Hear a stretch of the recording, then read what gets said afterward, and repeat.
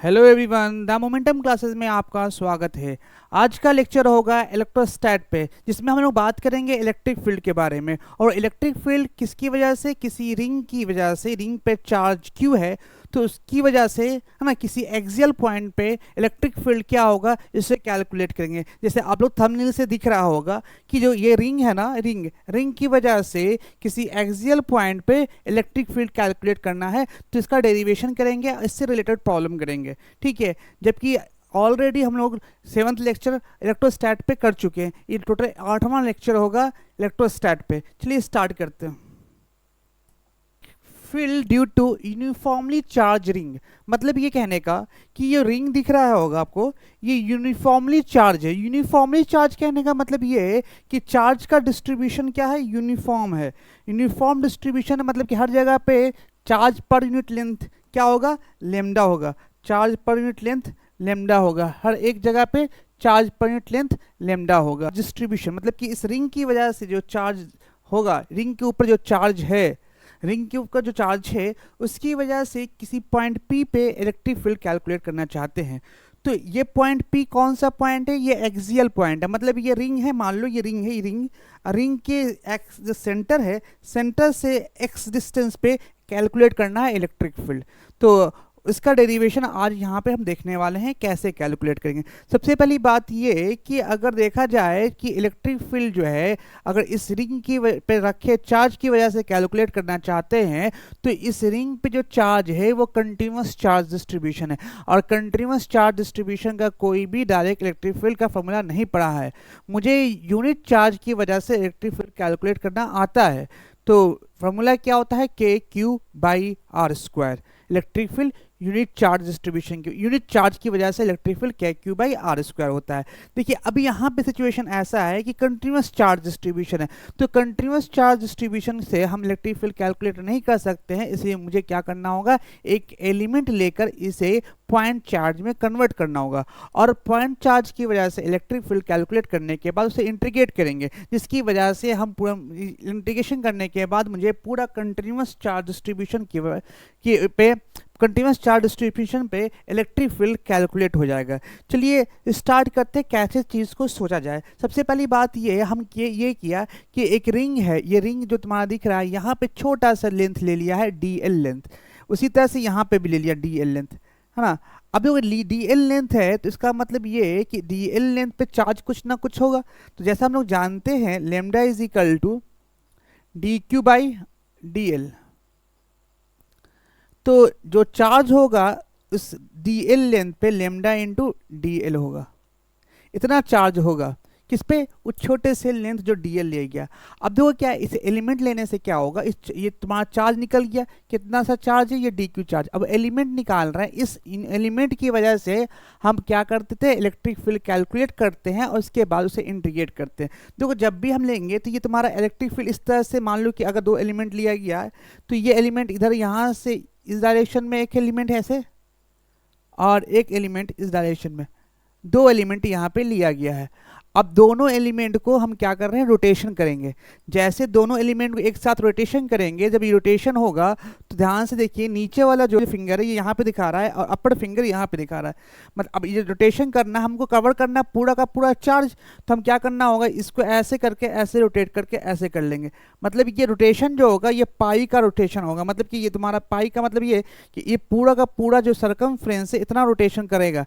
Rotation half circumference जब कर रहा होगा तो ये भी हाफ सर्कमफ्रेंस कर रहा होगा रोटेशन। इसी वजह से हम लिया क्या, इसको इस तरह से एलिमेंट लेने के बाद इसको हम क्या कर देंगे, पाई आर तक इसको इंटीग्रेट कर देंगे, जिसकी वजह से आसानी से इलेक्ट्रिक फील्ड निकल जाएगा। तो ये करते कैसे, ये तो समझ में आया कि हम इलेक्ट्रिक फील्ड करेंगे कैसे। पहले एलिमेंट लेंगे, एलिमेंट लेने के बाद उसके इंटीग्रेट करेंगे और इंटीग्रेट करके इलेक्ट्रिक फील्ड निकाल लेंगे पॉइंट, यहाँ पे पॉइंट पी पे। इसको इज्यूम कर लेते हैं पॉइंट पी। तो सबसे पहली बात यहाँ पे तो देखा जाए तो यहाँ पे अगर यहाँ पे छोटा सा चार्ज लिया है डी क्यू चार्ज, इसकी वजह से इलेक्ट्रिक फील्ड डायरेक्शन इधर होगा, ठीक है। और इसकी वजह से डी क्यू चार्ज जो निकाला है लेमडा इंटू डी एल, इसकी वजह से इलेक्ट्रिक फील्ड डायरेक्शन इधर होगा, ठीक है, कोई कन्फ्यूजन नहीं। अब देखो क्या है, ये तुम्हारे दोनों का इलेक्ट्रिक फील्ड का डायरेक्शन ये हो गया। इसका मतलब ये एंगल थीटा है, तो इस एंगल थीटा होने की वजह से ये भी एंगल थीटा हो जाएगा, ठीक है। अब इसका जो होगा दो कंपोनेंट है, एक डी ई कॉस थीटा होगा इस इलेक्ट्रिक फील्ड का, और एक इस इलेक्ट्रिक फील्ड का, मतलब कि इसका दूसरा कंपोनेंट जो वाई डायरेक्शन में होगा डी ई साइन थीटा। ये किसकी वजह से निकला है? सिर्फ इस एलिमेंट की वजह से निकला है, ठीक है। ऐसा ही आपको इस एलिमेंट की वजह से निकलेगा, तो एक और आ जाएगा इस डायरेक्शन में, कौन सा आ जाएगा? एक और डी ई कॉस थीटा, इसकी वजह से इलेक्ट्रिक फील्ड इस डायरेक्शन में, इसका एक कंपोनेंट नीचे आया, दूसरा कंपोनेंट कहाँ जाएगा? ऊपर जाएगा, जिसका लिखेंगे डी ई साइन थीटा। तो ये समझ में आ गया, दोनों के लिए, दोनों की वजह से इलेक्ट्रिक फील्ड निकल गया, दोनों एलिमेंट जो लिया उसकी वजह से इलेक्ट्रिक फील्ड निकल गया। जबकि देखिए डी ई साइन थीटा और डी ई साइन थीटा दोनों का डायरेक्शन क्या है? एक दूसरे के अपोजिट है, और अपोजिट होने की वजह से एक दूसरे को कैंसिल आउट कर देगा। इसका मतलब नेट इलेक्ट्रिक फील्ड मेरे पास कौन सा है? D E cos theta. मतलब क्या, नेट इलेक्ट्रिक फील्ड की बात करें, है ना, नेट इलेक्ट्रिक फील्ड की बात करें, ई नेट की बात करें, तो मेरे पास कौन सा इलेक्ट्रिक फील्ड है? D E cos of theta. और डी ई कॉस थीटा कितना? एक है इसकी वजह से, और इसकी वजह से एक, टोटल कितना? दो इलेक्ट्रिक फील्ड होगा, मतलब 2 डी ई कॉस थीटा। ये तुम्हारा क्या है? ये इस डायरेक्शन में इलेक्ट्रिक फील्ड का डायरेक्शन है। चलिए अब इसके बाद आगे बढ़ते हैं, अब इसको सॉल्व करते हैं। देखो क्या है, सबसे पहले हम डी ई निकाल लेते हैं। डी ई का मतलब क्या है? इलेक्ट्रिक फील्ड का फॉर्मूला था के क्यू बाई आर स्क्वायर। तो के को हम लिख दिया के ही, और क्यू की जगह पे, डी क्यू की जगह पे हम क्या लिखते हैं? पहले k d q by r square, r square ये फॉर्मूला लिख दिया। अब देखो के की जगह पे के ही छोड़ दिया, और डी क्यू की जगह पे क्या लिख दिया? लेमडा इंटू डी एल लिख दिया। और आर स्क्वायर की जगह पे देखते हैं क्या होगा। आर स्क्वायर का मतलब क्या होगा? इन दोनों के बीच की डिस्टेंस, इन दोनों के बीच का डिस्टेंस कैलकुलेट करना है। तो इन दोनों के बीच का डिस्टेंस, अगर ये x डिस्टेंस दिया हुआ है यहाँ से यहाँ तक, और ये क्या है? r डिस्टेंस है, तो ये तुम्हारा हाइपोटेनस हो गया। तो हाइपोटेनस का क्या होगा? X square plus are square का स्क्वायर रूट। तो क्या होगा? X square plus are square का स्क्वायर रूट। मतलब ये कहने का, ये तुम्हारा कितना हो जाएगा? X square plus are square का स्क्वायर रूट, और इसी का क्या होगा? स्क्वायर हो जाएगा। मतलब कि नेट इलेक्ट्रिक फील्ड जो हो जाएगा, डी ई का जो नेट इलेक्ट्रिक फील्ड हो जाएगा वो k lambda D L upon x square plus are square, ये डी ई निकल गया। अब उसके साथ कॉस थीटा निकालते हैं। दूसरा क्या है? Cos theta. ये कॉस थीटा निकालना पड़ेगा मुझे, तो कॉस थीटा का फॉर्मूला लगाते हैं। कॉस थीटा कहाँ पे लगाते हैं? कॉस थीटा का फॉर्मूला यहाँ पे लगाते हैं। देखिए कॉस थीटा का, ये थीटा है, तो कॉस थीटा का बेस बाई हाइपोटेनस। बेस क्या है? यहाँ से यहाँ तक का एक्स है, और हाइपोटेनस क्या है?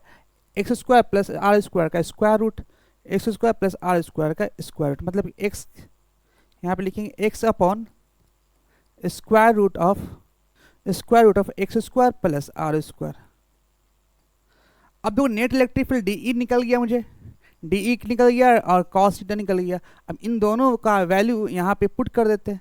जैसे इन दोनों का वैल्यू पुट करेंगे तो क्या आएगा? ध्यान से देखिए, net electric field, net electric field 2 into D E, D का value K lambda D L upon x square plus are square, और cos theta upon x square plus are square. Clear? ये हो गया। इसको हम थोड़ा सा सिंप्लीफाई करेंगे तो क्या हो जाएगा? 2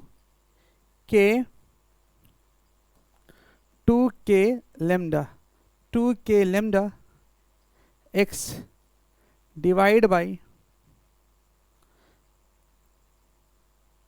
x square plus are square का होल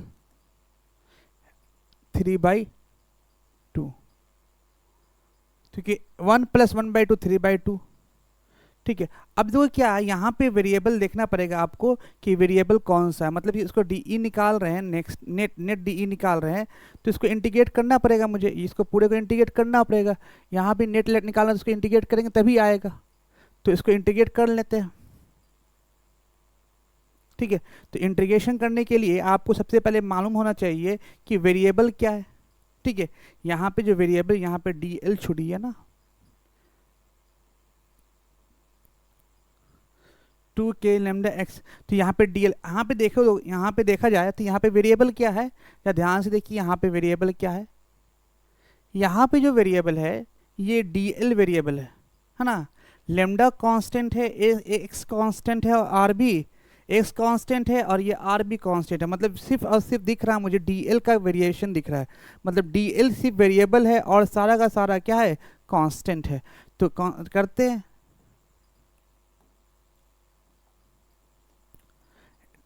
पहले जो कांस्टेंट है पहले बाहर लिखते थे 2k lambda x upon x square plus are square whole 3/2 और डी एल। अब देखो डी एल का मतलब क्या है, इसका इंटीग्रेशन करेंगे डी एल का। अब कहाँ से कहाँ तक करें इंटीग्रेशन, ये इंपॉर्टेंट पॉइंट है।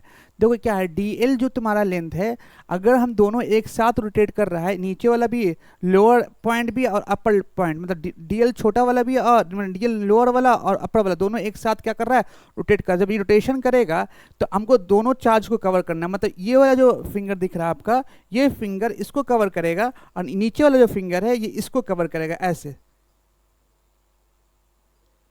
अब जैसे ये ऐसे हो जाएगा, जब भी रोटेशन जब करेगा तो ध्यान से देखिएगा, ये ऐसे रोटेशन करेगा, तो रोटेशन करेगा तो ये इसको, ये यहाँ से ऐसे और ये यहाँ से, ध्यान से देखिएगा, जब रोटेशन करेगा तो ये ऐसे रोटेशन करेगा, ये ऊपर वाला रोटेशन करेगा। अब फाइनली क्या होगा, मतलब ये जो रोटेशन करेगा ये इतना रोटेशन करेगा, साथ साथ ये भी इतना रोटेशन करेगा। जब इतना रोटेशन करेगा तो सरकमफ्रेंस क्या होगा, हाफ सरकमफ्रेंस रोटेशन करेगा। मतलब क्या है, 0 से लेके पाई आर तक रोटेशन करेगा। ये टोटल रोटेशन कितना होगा, 0 से लेकर पाई आर तक। इसको हम यहाँ पे लिख देते हैं कितना, 0 से लेके पाई आर। तो इसको इंटीग्रेट करेंगे तो क्या होगा, and 2k lambda x x square plus are square whole 3/2 into pi r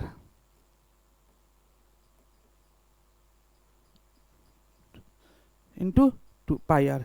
इतनी बात समझ में आ गई। अब देखो क्या है, ये क्या है, ये सरकमफ्रेंस से 2 पाई आर है। ये सरकमफ्रेंस क्या है, 2 पाई आर। जैसे हम जानते हैं, कि lambda is equal to charge per unit length, मतलब Q into Q/2 pi r. इसलिए हम 2 पाई आर को लिख सकते हैं क्या, 2 पाई आर को लिख सकते हैं Q/ लेमडा। तो Q/ लेमडा लिखते हैं। तो Q/ लेमडा करते हैं, तो Q/ लेमडा करते हैं यहाँ पे,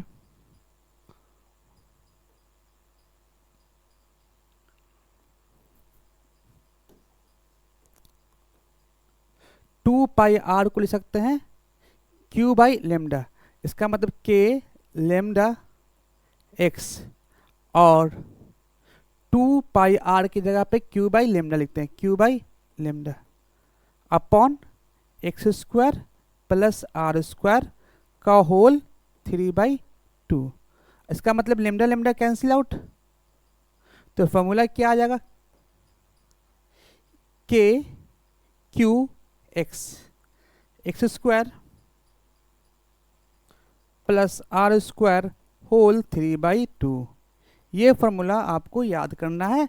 किसके लिए, नेट इलेक्ट्रिक फील्ड निकालना है एक्सियल पॉइंट पे, अगर चार्ज रिंग के ऊपर सरकमफ्रेंस पे चार्ज रखा है। तो फॉर्मूला इसका याद रखना हो क्या होगा, इसका अगर देखा जाए तो इसको हम छोटा करके आपको दिखाने की कोशिश करते हैं। ये तुम्हारा फाइनली यहाँ पे जो फॉर्मूला जो डेरिवेशन किया है, डेरिवेशन का फाइनल रिजल्ट आया है, इलेक्ट्रिक फील्ड का फॉर्मूला आया है, इलेक्ट्रिक फील्ड का, नेट इलेक्ट्रिक फील्ड का जो फॉर्मूला आया है वो है k q x upon x square plus are square whole 3/2। ये फॉर्मूला आपको याद रखना पड़ेगा इलेक्ट्रिक फील्ड के लिए। कब, जब इलेक्ट्रिक फील्ड के लिए कब की बात करेंगे, जब किसी रिंग के ऊपर चार्ज लेमडा रखा गया है, तो लेमडा मतलब क्यू चार्ज रखा गया है, तो एक्सियल पॉइंट कौन सा होता है, सेंटर से जो एक्स डिस्टेंस पे दूरी होता है उसी को क्या बोलते हैं, एक्सियल पॉइंट पे इलेक्ट्रिक फील्ड निकालना होता है। तो फॉर्मूला क्या होगा, k q x by x square plus are square whole 3/2 ये होगा। अब इसके बाद आगे बढ़ते हैं, नेक्स्ट। अब देखो क्या है, अब सिचुएशन ऐसा होता है, डायरेक्शन ऑफ इलेक्ट्रिक फील्ड देखना है। क्या देखना है? Direction of electric field. तो direction of electric field depend करता है कि रिंग के ऊपर कौन सा चार्ज है। रिंग के ऊपर जो चार्जेस होता है उसी पे डिपेंड करता है कि वो इलेक्ट्रिक फील्ड का डायरेक्शन क्या होगा। तो देखो क्या है यहाँ पे कि अगर देखा जाए तो ये तुम्हारा रिंग है, रिंग के ऊपर चार्ज क्या है? पॉजिटिव चार्ज है। तो इलेक्ट्रिक फील्ड का डायरेक्शन हमेशा पॉजिटिव चार्ज के लिए away from the positive charge होता है। इसका मतलब ये हुआ कि अगर कहीं पे बात करें, यहाँ पे कहीं पे बात करें इलेक्ट्रिक फील्ड कैलकुलेट करना, तो वो हमेशा पॉजिटिव चार्ज से अवे होगा, क्योंकि पॉजिटिव चार्ज के लिए इलेक्ट्रिक फील्ड पॉजिटिव चार्ज से अवे होता है, इसलिए इसका डायरेक्शन एक्सियल पॉइंट पे अवे होगा। सिमिलर कंडीशन में यहाँ इस डायरेक्शन में भी क्या होगा? इलेक्ट्रिक फील्ड का डायरेक्शन पॉजिटिव चार्ज के लिए away from the positive charge होगा। इतनी बात समझ में आ गई? अगर मान लो कि रिंग के ऊपर नेगेटिव चार्ज रखा है, अगर रिंग के ऊपर नेगेटिव चार्ज रखा है, किसी एक्सियल पॉइंट पे इलेक्ट्रिक फील्ड कैलकुलेट करना है, तो क्या होगा? नेगेटिव चार्ज के लिए इलेक्ट्रिक फील्ड का direction towards the electric field, towards the negative charge होता है। इसलिए हम इलेक्ट्रिक फील्ड का डायरेक्शन जो है नेगेटिव चार्ज के लिए towards the negative charge. Similar case में यहाँ पे है कि अगर इलेक्ट्रिक फील्ड का डायरेक्शन देखा जाए तो नेगेटिव चार्ज के लिए टुवर्ड्स द नेगेटिव चार्ज होता है। तो ये क्लियर हो गया है कि अगर रिंग के ऊपर पॉजिटिव चार्ज है तो इलेक्ट्रिक फील्ड का direction away from the positive charge होगा। अगर रिंग के ऊपर नेगेटिव चार्ज रखा हुआ है, इसका मतलब इलेक्ट्रिक फील्ड का direction towards the negative charge होगा। इतनी बात आपको समझ में आ गई? चलिए अब बात आती है कि ये जो फार्मूला हम लोग कैलकुलेट किया है, ये फार्मूला तुम्हारा कि ये तुम्हारा क्या इलेक्ट्रिक फील्ड डिपेंड कर रहा है, किसके ऊपर डिपेंड कर रहा है? एक्स के ऊपर डिपेंड कर रहा है, साथ साथ रेडियस आर पे भी डिपेंड कर रहा है। एक्स पे भी डिपेंड कर रहा है और आर पे भी डिपेंड कर रहा है। मतलब इस इलेक्ट्रिक फील्ड के फार्मूला को यहाँ पे लिख कर थोड़ा सा इस पर हम डिस्कशन कर लेते हैं। इसका मतलब क्या होता है? मान लो q x k q x upon x square plus are square whole 3/2। हम इस पे डिस्कशन कर लेते हैं थोड़ा सा इस पे, तो इससे आपको थोड़ा सा विजुअलाइज करने में आसान होगा। मान लो कि अगर ये इस तरह का सिचुएशन है, अगर x 0 होगा, अगर x 0 होगा मतलब ये कि अगर रिंग है, ये रिंग दिख रहा है, अगर मान लो कि रिंग है तो रिंग की वजह से अगर x पॉइंट तो यही था ना, यहाँ पे x पॉइंट था, अगर x पॉइंट ये धीरे धीरे कहाँ आ जाए? सेंटर पे आ जाए। मतलब ये अगर हम इस पे पॉजिटिव चार्ज रखा गया है तो पॉजिटिव चार्ज रखने के बाद हम चाहते हैं क्या कि इस रिंग के सेंटर पे क्या इलेक्ट्रिक फील्ड होगा ये कैलकुलेट करना चाहते हैं। तो सेंटर पे इलेक्ट्रिक फील्ड को कैलकुलेट करने के लिए मुझे समझना पड़ेगा ये x क्या रखना होगा? 0 रखना होगा। जैसे x का वैल्यू 0 रखते हैं तो देखो क्या x का वैल्यू यहाँ पे 0 रखते हैं तो पूरा सिस्टम क्या हो जाएगा? 0 हो जाएगा। इसका मतलब ये कि अगर हम रिंग के ऊपर चार्ज रखते हैं तो नेट इलेक्ट्रिक फील्ड जो होगा सेंटर पे 0 हो जाएगा। ये तो बात समझ में आ गई। एक सिचुएशन यहाँ से क्लियर हो रहा है कि अगर इलेक्ट्रिक फील्ड की बात करें सेंटर पे, तो इलेक्ट्रिक फील्ड अगर रिंग के ऊपर चार्ज क्यू रखा हुआ है तो इलेक्ट्रिक फील्ड सेंटर पे क्या हो जाएगा? 0 हो जाएगा। इस बात का डिस्कशन हो चुका है। अब बात करते हैं आगे। नेक्स्ट जो है, नेक्स्ट डिस्कशन ये करना चाहते हैं कि अगर हम क्या करते हैं, ये जो एक्स डिस्टेंस जो है वो इनफाइनाइट हो जाए, एक्स डिस्टेंस इनफाइनाइट हो जाए, इसका मतलब ये कि अगर हम बात करेंगे, थोड़ा सा हम डिस्कशन इस पर करते हैं, एक्स डिस्टेंस इनफाइनाइट हो जाए, इसका मतलब ये हुआ, ध्यान से देखिए कि अगर एक्स डिस्टेंस इनफाइनाइट मतलब ये कि अगर ये रिंग है ना, अगर रिंग है तो रिंग का इस पे रिंग पे क्या है? पॉजिटिव चार्ज है। इस सारे रिंग पे क्या है? पॉजिटिव चार्ज है। अगर रिंग पे सारे पे पॉजिटिव चार्ज है और ये एक्स जो है, ये एक्स डिस्टेंस क्या है? एक्स ना होकर ये एक्स डिस्टेंस इनफाइनाइट है। मतलब ये एक्स इजिकल टू क्या हो जाएगा? इनफाइनाइट हो जाए तो उस समय इलेक्ट्रिक फील्ड क्या होगा ये कैलकुलेट करना चाहते हैं। तो एक्स डिस्टेंस अगर इनफाइनाइट हो जाए तो उस समय क्या इलेक्ट्रिक फील्ड होगा ये निकालना चाहते हैं। तो उसके लिए हम इलेक्ट्रिक फील्ड का पहले फार्मूला लिखते हैं, k q x upon x square plus are square का होल 3/2। अगर जैसे x का वैल्यू इन्फिनिटिव हो जाएगा तो ये इन्फिनिटिव होने की वजह से पूरा का पूरा सिस्टम क्या हो जाएगा? फिर से 0 हो जाएगा। मतलब ये कहने का कि मतलब ये कि अगर इलेक्ट्रिक फील्ड अगर बात करें तो ये भी इलेक्ट्रिक फील्ड लगभग इन्फिनिटिव होने के मतलब लगभग 0 के बराबर होगा। अप्रॉक्स 0 नहीं कहेंगे, अभी हम लिमिट पढ़ेंगे तो उसको और डिस्कशन हो जाएगा, लेकिन याद रखना ये अप्रॉक्स 0 के बराबर होता है। एग्जैक्ट 0 नहीं हो जाता है, अप्रॉक्स 0 के बराबर हो जाता है। बट ये कहने का मतलब ये हुआ कि पहले तो सेंटर पे इलेक्ट्रिक फील्ड 0 था, और फिर जाके इन्फिनाइट में इलेक्ट्रिक फील्ड जीरो हुआ होगा। मतलब क्या है, इन बिटवीन कहीं पे भी इलेक्ट्रिक फील्ड बढ़ रहा होगा, है ना। जैसे जैसे एक्स का वैल्यू बढ़ रहा होगा इलेक्ट्रिक फील्ड बढ़ रहा होगा, फिर उसके बाद धीरे धीरे इलेक्ट्रिक फील्ड घट रहा होगा, तभी तो इन्फिनाइट पे जाकर इलेक्ट्रिक फील्ड जीरो हो गया। मतलब सेंटर पे तो जीरो है, अगर जीरो है अब फिर जीरो हो जा रहा है, इसका मतलब क्या है कि पहले इलेक्ट्रिक फील्ड बढ़ा फिर इलेक्ट्रिक फील्ड घटा होगा, तभी जाके ऐसा सिचुएशन क्रिएट हो सकता है। तो ऐसे सिचुएशन को क्रिएट करना, सिचुएशन क्रिएट हुआ है, इस सिचुएशन को हैंडल करने के लिए मुझे कैसे इसका डिस्कशन करना होगा। मतलब ये कहने का कि इलेक्ट्रिक फील्ड कहाँ पे मैक्सिमम होगा, पहले ये कैलकुलेट कर लेते हैं। इससे ये समझ में आ जाएगा कि कहाँ से इलेक्ट्रिक फील्ड, कैसे इलेक्ट्रिक फील्ड इंक्रीज कर रहा है और फिर कैसे वो इलेक्ट्रिक फील्ड डिक्रीज कर रहा है, इसके बारे में बात करेंगे। मतलब ये कहने का है कि इलेक्ट्रिक फील्ड मैक्सिमम किस पॉइंट पे होगा, ऐसा कौन सा पॉइंट है जहां पे इलेक्ट्रिक फील्ड मैक्सिमम हो जाए। मतलब कि एक्स का ऐसा कौन सा पॉइंट है, ऐसा कौन सा पॉइंट है जहां पे इलेक्ट्रिक फील्ड मैक्सिमा हो, मतलब कि इलेक्ट्रिक फील्ड बढ़े और फिर उसके बाद इलेक्ट्रिक फील्ड धीरे धीरे घट के जीरो के बराबर हो। तो वो एक्स का वैल्यू कैलकुलेट करना चाहते हैं, तो इस एक्स के वैल्यू को कैलकुलेट करना चाहते हैं। तो देखते हैं एक्स का वैल्यू क्या होगा। हम आते हैं नेक्स्ट डिस्कशन में। तो ये डिस्कशन होगी आपका E is the on axis of charge ring. तो अब जो ये फॉर्मूला है, तो यहाँ यही चीज़ बताया है कि x equal to infinity electric field zero, x equal to zero equal to zero, जो कि बताया गया है। ठीक है, अब इसके बाद जो इन्फिनिटी पे जाएंगे तो क्या होगा, इलेक्ट्रिक फील्ड क्या हो जाएगा, यहाँ पे इलेक्ट्रिक फील्ड जीरो हो जाएगा। क्यों जीरो हो जाएगा, क्योंकि एक्स जो है इन्फिनिटिव होगा, जब एक्स इन्फिनिटिव होगा तो इलेक्ट्रिक फील्ड जीरो। मतलब ये कहने का कुछ तो सिचुएशन ऐसा होगा जहाँ पे इलेक्ट्रिक फील्ड यहाँ से तो जीरो से शुरू हो रहा है लेकिन फिर यहाँ पे जीरो तक पहुँच जा रहा है। मतलब क्या कुछ तो वेरिएशन होगा जिसकी वजह से इलेक्ट्रिक फील्ड पहले इंक्रीज करेगा फिर डिक्रीज करेगा, तभी तो वो जीरो के बराबर होगा। तो इसके डिस्कशन के बारे में हम बात करते हैं आगे। तो हम निकालना चाहते हैं कि ई on the axis of charge, ये इलेक्ट्रिक फील्ड पता है, मुझे निकालना है कहाँ पे जाके इलेक्ट्रिक फील्ड क्या जो होगा मैक्सिमा होगा। तो जब इलेक्ट्रिक फील्ड मैक्सिमा की बात करते हैं तो क्या करते हैं, D E by D x zero करना पड़ेगा, तभी इलेक्ट्रिक फील्ड जीरो होगा। तो D E by D x निकालने के लिए हम आगे बढ़ते हैं, देखते हैं इसका डिस्कशन। तो इसका डिस्कशन देखते हैं, पहले हम फॉर्मूला लिख लेते हैं। क्या है फॉर्मूला, तो फॉर्मूला है तुम्हारा इलेक्ट्रिक फील्ड का कि E is equal to k q x upon x square plus are square whole 3/2। अब इसको डिफरेंशिएट करना होगा। तो डिफरेंशिएशन हम लोग पढ़ा है ना, तो उस डिफरेंशिएशन का यूज करते हैं, इसको डिफरेंशिएट करके जीरो करते हैं। जैसे डिफरेंशिएशन के बाद इसका वैल्यू जीरो करेंगे तो नेट इलेक्ट्रिक फील्ड क्या हो जाएगा, मुझे मालूम चल जाएगा किस पॉइंट पे इलेक्ट्रिक फील्ड मैक्सिमा है। तो पहले क्या करेंगे, इसको डिफरेंशिएट करेंगे एक्स के साथ, उसको जीरो करेंगे, तब एक्स का वैल्यू कैलकुलेट करेंगे कहाँ पे इलेक्ट्रिक फील्ड क्या होगा, मैक्सिमा होगा, एक्स के कौन से पोजीशन पे इलेक्ट्रिक फील्ड मैक्सिमा होगा। तो इसके बारे में बात करते हैं। पहले हम डिफरेंशिएशन के लिए कुछ तो हम इसको थोड़ा सा इसको रिड्यूस करके एक इजी फॉर्म में लेकर आते हैं। X square plus are square का होल 3/2 का माइनस चार्ज।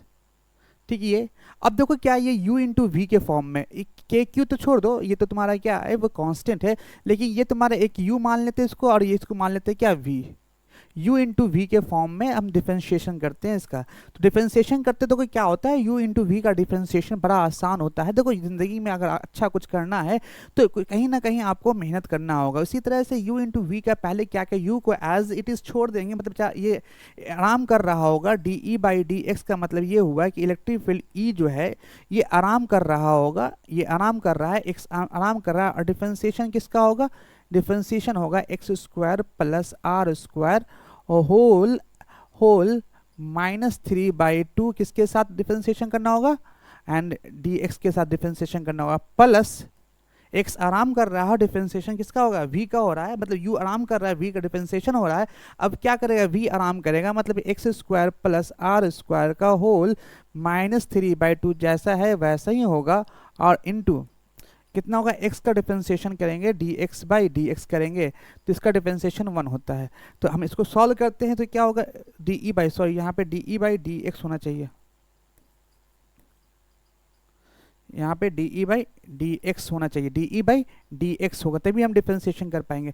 तो देखते दो क्या होगा, तो यहाँ से x का तो डिफरेंशिएशन बड़ा इजी होगा, तो इसका डिफरेंशिएशन करने के लिए क्या करना है, -3/2 है ना, और x square plus are square -3/2 -1 into 2x। 2x क्यों? कि इसका इसके अंदर का भी डिफरेंशिएशन करना पड़ेगा। अब plus x square plus are square -3/2 into 1, ये DE/dx हो जाएगा।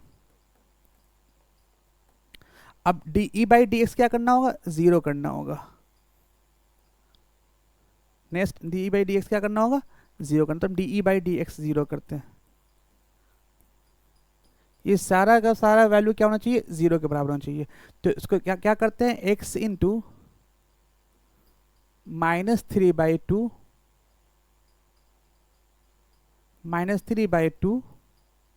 X square plus are square -5/2 into 2x³ 2x x क्या होगा?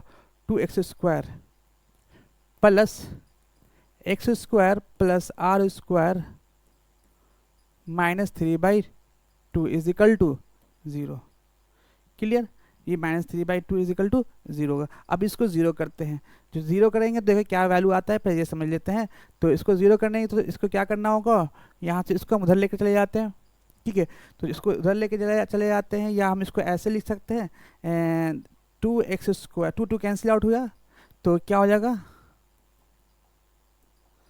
2 कैंसिल आउट हो जाएगा, होगा क्या? -3x square divide by x square plus are square -5/2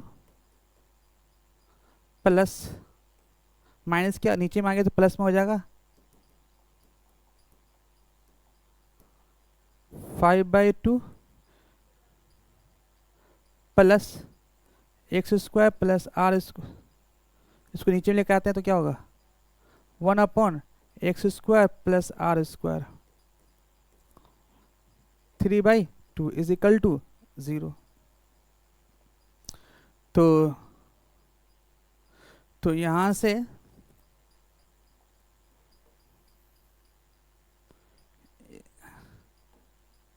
देखिए, यहां पे ध्यान से देखिए, ये 1/x square plus are square whole 3/2 common निकाल लेते हैं। तो 3/2 कॉमन निकाले तो 5/2 माइनस 3/2 करेंगे तो कितना हो जाएगा? 1 हो जाएगा। मतलब कि -3x square upon x square plus are square plus 1/1 is equal to 0। ये पूरा सिस्टम इधर जाएगा तो क्या होगा? 0 के बराबर हो जाएगा। इसका मतलब ये कि अगर देखा जाए यहाँ पे, इसको सॉल्व करते हैं तो क्या आएगा कि -3x square plus x square plus are square divide by x square plus are square is equal to 0। क्यों 0 कर दिया? कि ये पूरा सिस्टम इधर जाएगा तो 0 के बराबर होगा। इसके बाद इसको क्या कर दिया? ऐड कर दिया। तो ऐड करने पे ये भी क्या होगा? इधर चल जाएगा। मतलब कि 3x square minus 2x square plus are square is equal to 0, ये भी 0 के बराबर होगा। इसका मतलब ये कि 2x square is equal to r square, इसका मतलब ये x square is equal to r square by 2। इसका मतलब x is equal to square root of r square by 2। मतलब ये कहने का x का वैल्यू क्या होना चाहिए? x का वैल्यू r बाई √2 होना चाहिए। अगर x का वैल्यू r/2 रखेंगे तभी इलेक्ट्रिक फील्ड क्या होगा? मैक्सिमा होगा। मतलब कि इलेक्ट्रिक फील्ड मैक्सिमा रखने के लिए, इस केस में इलेक्ट्रिक फील्ड मैक्सिमा रखने के लिए x का वैल्यू क्या होना चाहिए? r/2 होना चाहिए, जो कि हम पूरा डेरिवेशन के साथ आपको दिखा दिया है कैसे x का वैल्यू r/2 आया, r/√2 आया। तो देखो यहाँ पे, देखिए यहाँ पे क्या होगा? एक प्लस में होगा और एक माइनस में होगा, एक प्लस में होगा और एक माइनस में होगा। तो ये तुम्हारा 2 बार ऐसा एक सिचुएशन ऐसा 2 बार आएगा जहाँ पे इलेक्ट्रिक फील्ड मैक्सिमा होगा। ठीक है, ये तुम्हारा समझ में आ गया कि इलेक्ट्रिक फील्ड कहाँ पे मैक्सिमम होगा। अब वेरिएशन देख लेते हैं कैसे वेरी कर रहा होगा इलेक्ट्रिक फील्ड। तो आपको बात समझ में आ गई। अब इलेक्ट्रिक फील्ड मैक्सिमम यहाँ पे होगा, लेकिन वैल्यू कितना होगा? ई मैक्स निकालना चाहते हैं। इलेक्ट्रिक फील्ड मैक्सिमम कहाँ पे होगा और कितना होगा ये कैलकुलेट करना चाहते हैं। तो फॉर्मूला क्या? KQX upon square root x square plus are square whole 3/2 था। तो यहाँ पे k के जगह पे k लिख दिया और q की जगह पे q, और x का वैल्यू क्या लिखेंगे, r/√2, और x r/√2 का whole square plus r square का होल 3/2। इसका मतलब इलेक्ट्रिक फील्ड मैक्सिमम जो निकाल रहे हैं, मैक्सिमम इलेक्ट्रिक फील्ड का वैल्यू यहाँ पे निकाल रहे हैं। तो यहाँ KQ/R/√2, इसको सॉल्व करेंगे तो r स्क्वायर मतलब क्या है, 2r स्क्वायर, यहाँ से हो जाएगा 2r स्क्वायर प्लस 3r²/2, और 2 ऊपर चल जाएगा, मतलब 3r²/2, 3r² and 2 and whole 3/2। ये तुम्हारा मैक्सिमम इलेक्ट्रिक फील्ड निकला। कहाँ पे, x = r/√2 पे। ये डिस्कशन समझ में आ गया होगा।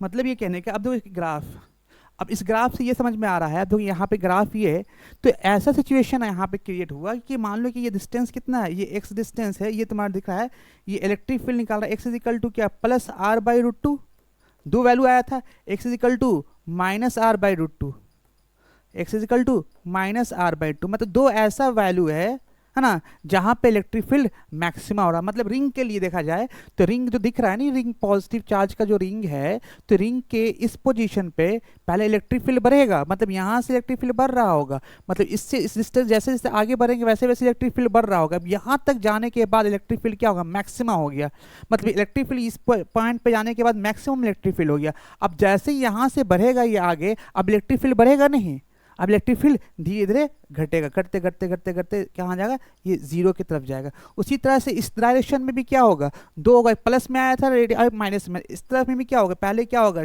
धीरे धीरे इलेक्ट्रिक फील्ड क्या होगा, इलेक्ट्रिक फील्ड यहाँ से निगेटिव चार्ज में क्या होगा, बढ़ेगा। अब देखो, अब मैक्सिमम क्या, मैक्सिमम के बाद क्या होगा, धीरे धीरे घटेगा। ये सिचुएशन है इलेक्ट्रिक फील्ड का, है ना, कैसे वेरिएशन करता है electric field, uniform charge distribution अगर रिंग के ऊपर है तब की बात है। चलिए इसके बाद नेक्स्ट देखते हैं। हाँ, ये क्वेश्चन काफी अच्छा क्वेश्चन था कि बोला गया क्वेश्चन ये कि how many equilibrium position are possible when the positive charge q of mass m placed on the axis line of the charge ring as shown in figure. मतलब ये कहने का एक q चार्ज है, तो q चार्ज अगर हम यहाँ से छोड़ देते हैं तो ये कितने बार ये इक्विलिब्रियम होने का चांसेस है। अगर सिचुएशन है ऐसा, फर्स्ट सिचुएशन ऐसा है, अगर mg का वैल्यू बहुत ज़्यादा है तो mg का वैल्यू QE से ज़्यादा होगा, तो सीधे क्या होगा, इक्विलिब्रियम में वो आएगा ही नहीं। क्यों नहीं इक्विलिब्रियम में आएगा, क्योंकि वो जब mg को ज़्यादा होने की वजह से वो नीचे की तरफ आ जाएगा, इसलिए इक्विलिब्रियम पॉसिबल नहीं है। बट जैसे अगर QE का वैल्यू ज़्यादा होगा, QE का वैल्यू ज़्यादा होगा mg के, तो अब सिचुएशन ये है, अगर QE का वैल्यू QE मैक्सिमम से ज़्यादा होगा, QE जो मैक्सिमा है वो ज़्यादा होगा mg के, अगर ये QXM ज़्यादा, then the mass having charge Q can be equilibrium for two position. There are two possible value of electric field which are sufficient to produce the force equal to mg. The position of shown in the figure, मतलब क्या है कि अगर electric field ज़्यादा है तभी दो position ऐसा आ सकता है जहाँ पे ये इक्विलिब्रियम होने का चांसेस है। देखो यहाँ पे क्या, यहाँ पे अब सिचुएशन है, यहाँ पे x1 पे और x2 पे दो जगह पे ऐसा पोजीशन है जहाँ पे ये इक्विलिब्रियम पे आ सकता है। नेक्स्ट देखते हैं। बताया गया है कि नीचे में अगर कहीं पे देखा जाए तो mg का भी इधर डायरेक्शन में और इलेक्ट्रिक फील्ड का भी डायरेक्शन सेम है, तो mg का डायरेक्शन और इलेक्ट्रिक फील्ड का डायरेक्शन दोनों सेम होने की वजह से कभी भी ये इक्विलिब्रियम में नहीं आएगा।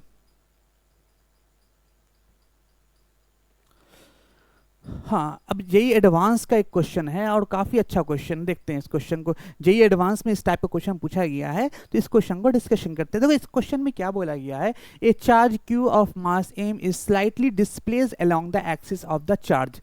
मतलब ये कि इसको हम डिस्प्लेस किया गया है कहाँ, एक्सिस ऑफ चार्ज की तरफ। तो सबसे पहले देखो क्या है कि ये इक्विलिब्रियम पोजीशन पे है, क्या इस पे नेट फोर्स लग रहा है अपोजिट डायरेक्शन, डिस्प्लेसमेंट के अपोजिट डायरेक्शन में। अगर नेट फोर्स डिस्प्लेसमेंट के अपोजिट डायरेक्शन में लग रहा है तो SHM करेगा। देखते फोर्स पहले देख लेते। फोर्स का जो फॉर्मूला होता है यहाँ पे Q इंटू ई होता है। अब देखो Q इंटू ई क्या, कौन सा चार्ज है, निगेटिव चार्ज है, क्या होगा माइनस Q इंटू ई होगा। अब देखो फोर्स का फॉर्मूला जो होगा, जो यहाँ पे माइनस का माइनस लिख दिया, और Q का मतलब क्या होगा, Q का फॉर्मूला होता है KQX upon x² plus r² whole 3/2। ये फॉर्मूला हो गया किसके लिए, इलेक्ट्रिक फील्ड का नेट इलेक्ट्रिक फील्ड ये लग रहा है। अगर देखते ही एसएचएम करेगा कि नहीं करेगा, इसके लिए देखना पड़ता है क्या force is minus k x के बराबर है। अगर इस ऐसा सिचुएशन क्रिएट हो रहा है, इसका मतलब ये एसएचएम करेगा। तो यहाँ पे देखो क्या क्या फोर्स आया ना, इस तरह का सिचुएशन। लेकिन देखो यहाँ एक्स जो है ना आर से बहुत छोटा है, x is less than r, इसलिए क्या होगा, ये तुम्हारा छोटा होने की वजह से एक्स स्क्वायर को हम क्या कर दिया, हटा दिया। तो जैसे एक्स स्क्वायर को हटाएंगे, एक्स स्क्वायर को हटाएंगे तो आर स्क्वायर बाई 3/2 हो जाएगा। अब ये कैंसिल करें तो क्या होगा, फोर्स जो हो जाएगा वो हो जाएगा minus k small q capital q by r cube into x. तो क्या ये फोर्स माइनस के एक्स के बराबर है, तो हाँ एस एच एम कर रहा होगा। और एस एच एम कर रहा होगा तो उसका क्या होगा, एस एच एम कर रहा तो माइनस के एक्स, तो ये minus force equal to minus k x के बराबर हो गया। और क्या होगा एक्स, इसका मतलब क्या है, फार्मूला क्या होता है, time period 2 pi by m by k. तो हम यहाँ पे के का वैल्यू क्या है, ये पूरा का पूरा वैल्यू क्या है, के का वैल्यू यहाँ पुट कर देते हैं। तो टाइम पीरियड इजिकल टू क्या होगा, 2 pi under root m by k का वैल्यू निकाला है, कितना होगा के का वैल्यू, के का वैल्यू हो जाएगा तुम्हारा के क्यू बाई आर क्यू, ये आर क्यू ऊपर चला जाएगा। इसलिए फॉर्मूला क्या होगा, टाइम पीरियड का जो होगा total 2 pi under root m into r cube by k q, और एक क्यू शायद छूट गया, स्मॉल क्यू, ये स्मॉल क्यू, ये तुम्हारा क्या फाइनली आंसर हो जाएगा। चलिए हाँ, इसके बाद हम लोग नेक्स्ट क्लास में हम लोग डिस्कशन करेंगे इलेक्ट्रिक फील्ड लाइंस के बारे में।